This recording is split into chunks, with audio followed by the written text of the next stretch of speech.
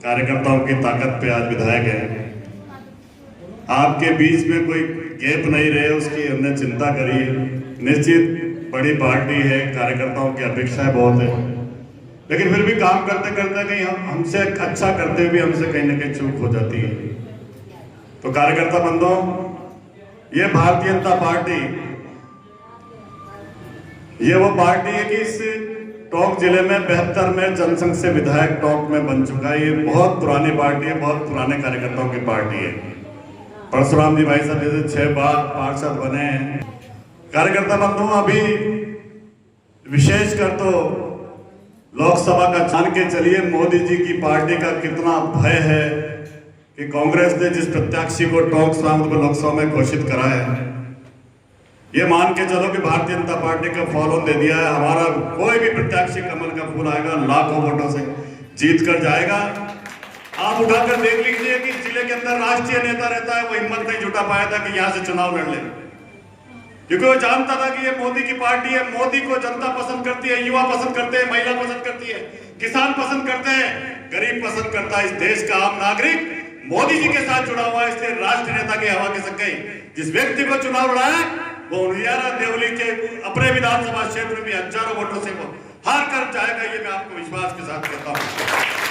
कार्यक्रम के अंदर डबल इंजन की सरकार है और राजस्थान में गरीब परिवार के किसान के बेटे को मुख्यमंत्री बनाकर यह संदेश दिया है कि कार्यकर्ताओं की पार्टी है, इसमें कार्यकर्ता का भी कोई बड़ा हो सकता है। और हमने इस 100 दिन के कार्यकाल को हमारी सरकार को उठाकर देखी। हमने हमारे घोषणा पत्र में जो वादे कर रहे थे 450 सिलेंडर देना, पेपर लीक के माफियाओं को जेल की हवा खिलाने का काम कर रहा हो, अपराधियों को 10,000 से ज्यादा अपराधियों को जेल की हवा खिलाने का काम करो। इस प्रदेश के अंदर अमन चैन कायम करने का काम हमारी बदललाल सरकार ने राजस्थान के अंदर करा है। एक अपराधियों में भय आम आदमी के अंदर एक अच्छा वातावरण बन के आया है। और राजस्थान के अंदर जिस तरह का वातावरण आपने 100 दिन के अंदर हमारे सरकार के कार्यकाल को उठाकर देखा है, आम आदमी अपने आप को महसूस करता है कि हमारी अपनी सरकार है। किसान नदी के नाम पर किसान को 8,000 रुपए देने का काम करा है। सरकार की कल्याणकारी युवाओं के लिए सोचा है, महिलाओं के लिए आप देखें हमारी सरकार जो कल्याणकारी काम कर रही है वो आपसे हमसे छिपा नहीं है। 100 दिन के अंदर हमारी सरकार ने नए नए आयाम खड़े करके कर दिए, क्योंकि ये डबल इंजन की सरकार है मित्रों। और मैं आपको धन्यवाद देना चाहता हूं कि आपने उस कांग्रेस जैसी भ्रष्ट सरकार को इस राजस्थान से उखाड़कर फेंक दिया। ये कार्यकर्ताओं की ताकत है कि कांग्रेस को जिस तरह से राजस्थान के अंदर जिस तरह की जुमलेबाजी करती थी, वो जिस तरह की घोषणाएं करती थी, जिस तरह की योजनाएं लेकर आती थी, उसको उखाड़ कर फेंकने का काम करा है। ये आरसीपी को लेकर राजनीति करने वाली कांग्रेस हमारी सरकार आने के बाद ये आरसीपी के अंदर 13 जिलों के अंदर नहीं 21 जिलों के अंदर पानी मिलेगा, पेयजल के लिए मिलेगा, किसान को सिंचाई के लिए पालेगा। ये हमारी सरकार की इच्छा शक्ति है। और यमुना का पानी चाहे 2 जिलों के अंदर सीकर, शायद झुंझुनू के अंदर 2 जिलों के अंदर पानी लाकर इस राजस्थान की प्यास बुझाने का काम हमारी सरकार करने जा रही है। हमारी कदरी और कंदी में कोई फर्क नहीं है। और आपको मैं कहना चाहता हूं, मोदी जी की गारंटी का नागरिक संशोधन बिल आपके बीच में आया है। ये देश की ताकत है, मोदी जी की ताकत है, इस देश के 140 करोड़ जनता की ताकत है। इस देश के अंदर जो लोग, चाहे वो सिख हो, फारसी हो, चाहे जैन हो, बौद्ध हो, सबके लिए यहाँ पर नागरिकता देने का काम किसी ने करा था। साहस की बात है। और जो लोग घुसपैठी है हमारे देश में, पश्चिम बंगाल में, आसाम के अंदर हो, उनको वापस उनके देश में भिजाने का हम CAA के माध्यम से आने वाले टाइम में हमारी सरकार करने जा रही है।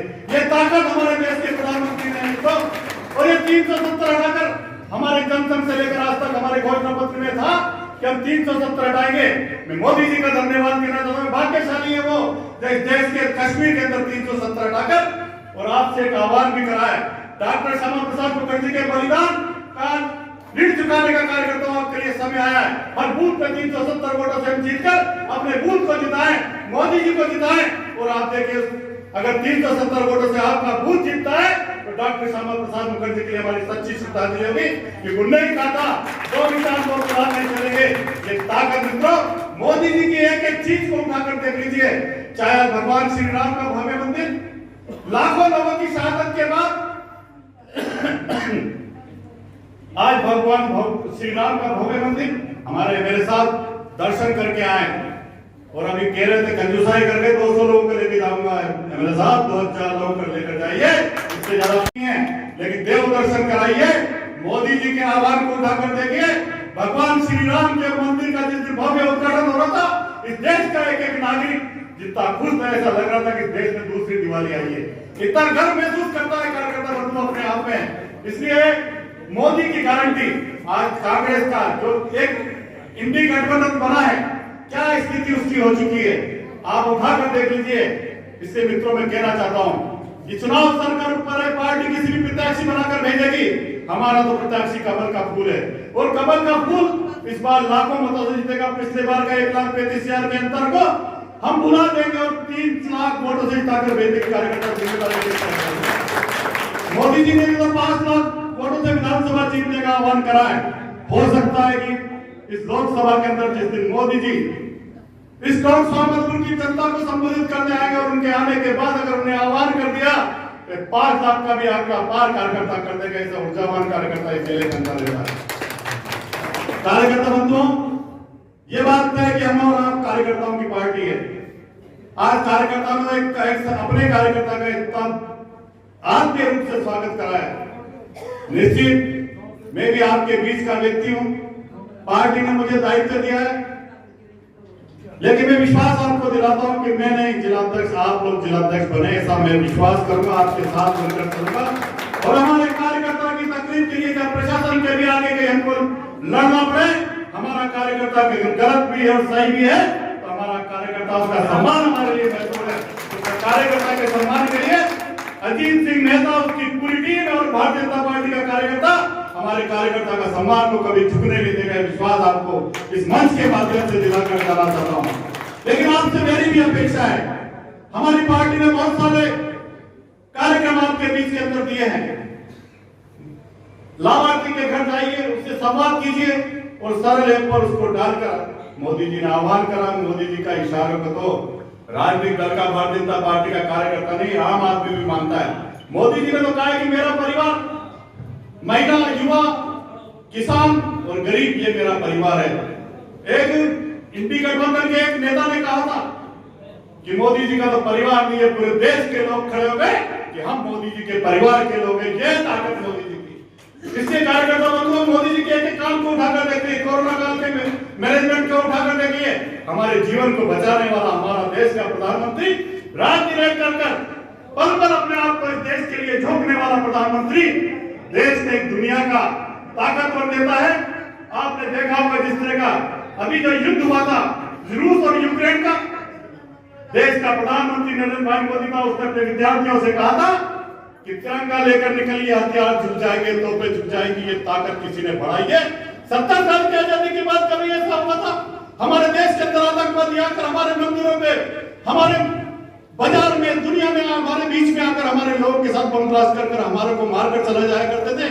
आज देश का प्रधानमंत्री नरेंद्र भाई मोदी के बनने के बाद किसी की हैसियत औकात नहीं है कि हमारे देश की तरफ हाथ उठा दे, कोई एक बम डाल के तो देख ले, और गलती की थी तो उसके देश में जाकर उसकी औकात बताने का काम हमारे प्रधानमंत्री ने करा था। ये ताकत बनी है हमारे देश की। मित्रों, इसलिए मैं कहना चाहता हूं आपसे कि अब ये चुनौती हमारे लिए है। ये लोकसभा का 2024 का चुनाव, 18वीं लोकसभा के अंदर जो 18 साल के युवा मतदाता है, उनसे कहना चाहता हूं कि मोदी जी को समझे, वो आपके लिए कर रहे हैं, इस देश के लिए कर रहे हैं, आने वाली पीढ़ी के लिए कर रहे हैं। इस मां भारती को 2047 तक भारत कैसे विश्व गुरु बने इसकी कल्पना लेकर काम कर रहे हैं। तो हम सब लोग मोदी जी के जहां इशारा होगा, भारतीय जनता पार्टी का कार्यकर्ता और इस मां भारती का नाम उनके इशारे पर काम करने वाला है।